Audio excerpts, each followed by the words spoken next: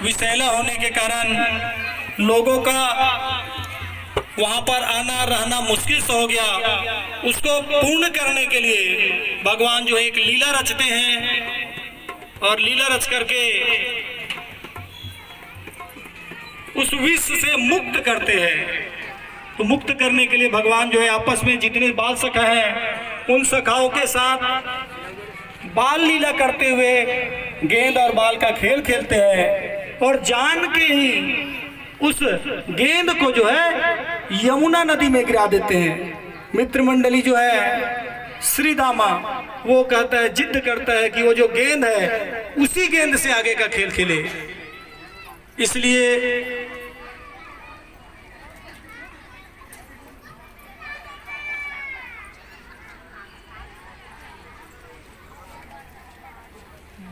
स्वागत करवाओ कहा थे वाला होकर आए थे का ते बोल रहे थे 2 मिनट कहते बोल मेरे भैया माइक में मैं आज फिर से बोलो ना माइक।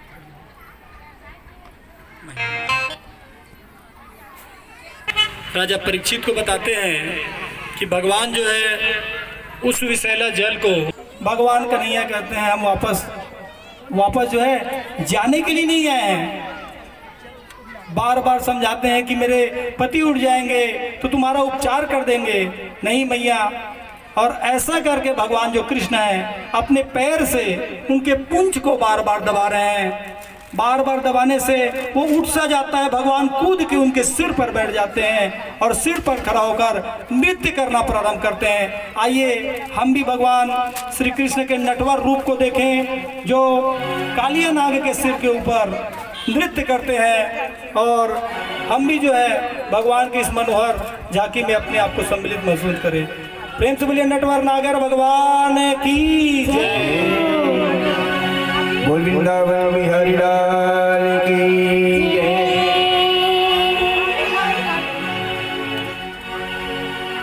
नटवर नागर नंदा भजोरे मने गोविंदा। श्याम सुंदर मुख चंदा श्याम सुंदर मुख चंदा भजोरे मन गोविंदा। नटवर नागर नंदा भजोरे मन गोविंदा।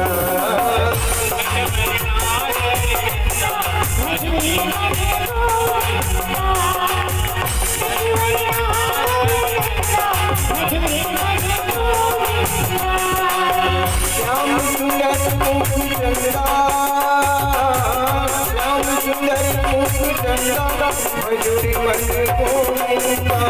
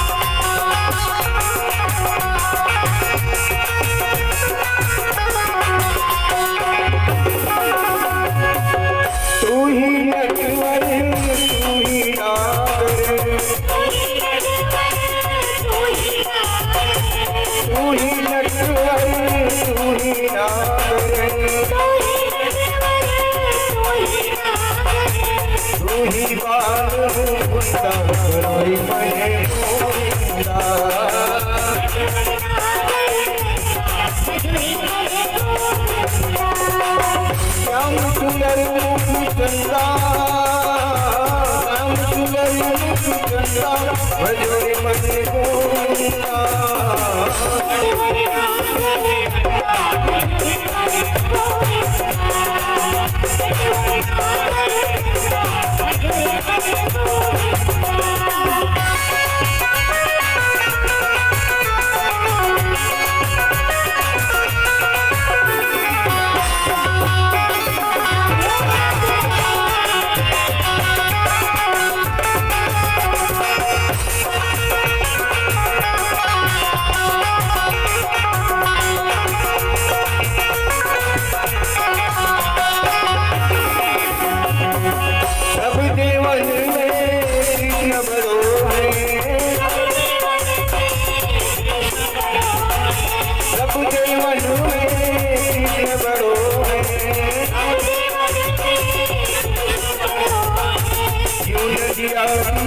कंदा भजोरी मने गोविंदा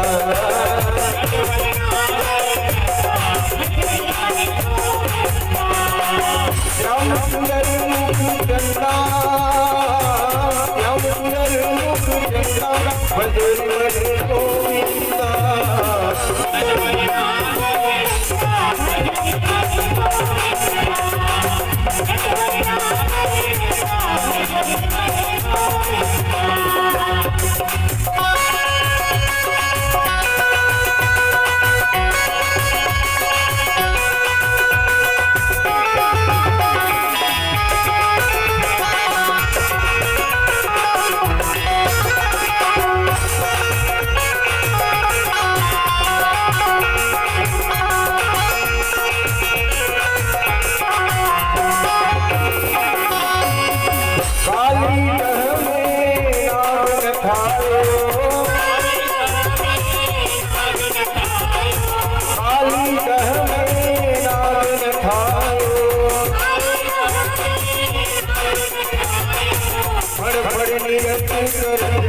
भजोरी मने गोविंदा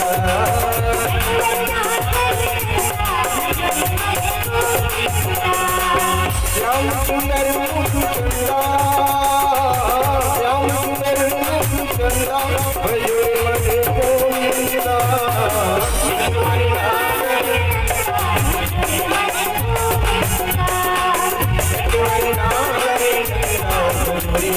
गोविंदा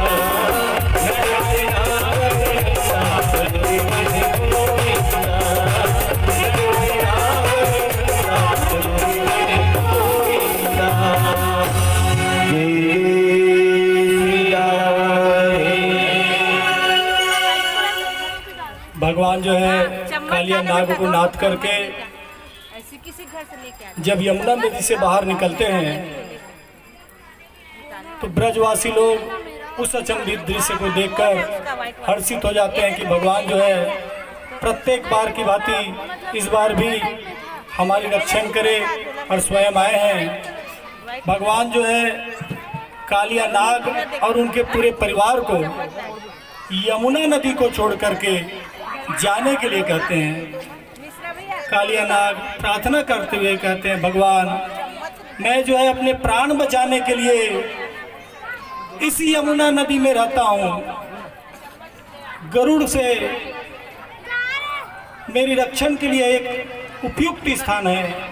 भगवान कहते हैं कि मेरे पद के चिन्ह इस तुम्हारे सर पे पड़ गए हैं, जाओ तुम सुरक्षित अपने परिवार को ले जाकर रमण द्वीप में रहो।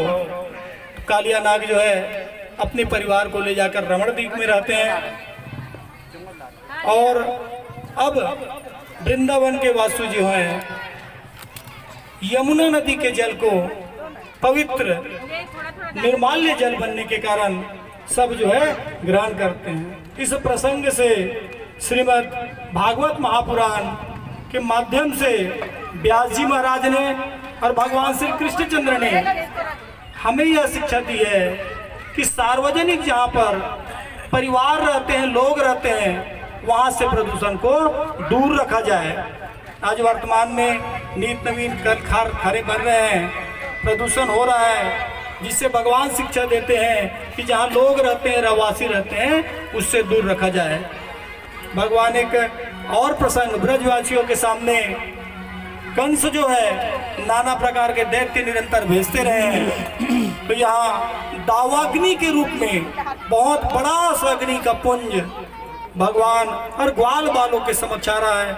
सब के सब डर के मारे आंख को बंद कर लेते हैं। भगवान जो है अपने मुंह में सभी अग्नि को शमन कर लेते हैं, आंख खोलने पर देखते हैं अग्नि से मुक्त हो गए। सब जो है भगवान कन्हैया का बारंबार प्रशंसा करते हैं कि भगवान आपकी कृपा दृष्टि हमारे इस परिवार पर सदा बनी रहे। भगवान पुनः एक और प्रसंग करते हैं कि हेमंत ऋतु के अग्न महीना में जब भगवान की आयु केवल 5.5 वर्ष थी, इसलिए भी इस प्रसंग को हमें ध्यान रखना है, क्योंकि यह एक प्रसंग ऐसा है जिसको लोग जो है भगवान को दूसरे नजरों से देखना प्रारंभ करते हैं। 5.5 साल का बच्चा आपके साथ तो स्वतः स्नान करने जाता है। 5.5 साल का बच्चा जो है, जितने भी अभी बाल गोपाल बच्चे लोग आ रहे हैं कृष्ण भगवान बन बन के, वही लोगों की आयु जो है 3 साल 4 साल 5 साल 6 साल के अंतर्गत है। तो वो 5.5 साल का जो बच्चा है कृष्ण भगवान, और जितने भी वहाँ पर ब्रज की कुमारियां हैं, वो सब ब्रज की कुमारियां जो है नंदलाला को, कृष्ण भगवान को पति के रूप में चाहती हैं। तो सब जो है कात्यायनी देवी का ब्रह्म मुहूर्त में स्नान कर पूजन करती हैं, और साथ में बालू का कात्यायनी देवी बना करके भगवान कृष्ण को पति के रूप में चाहती हैं।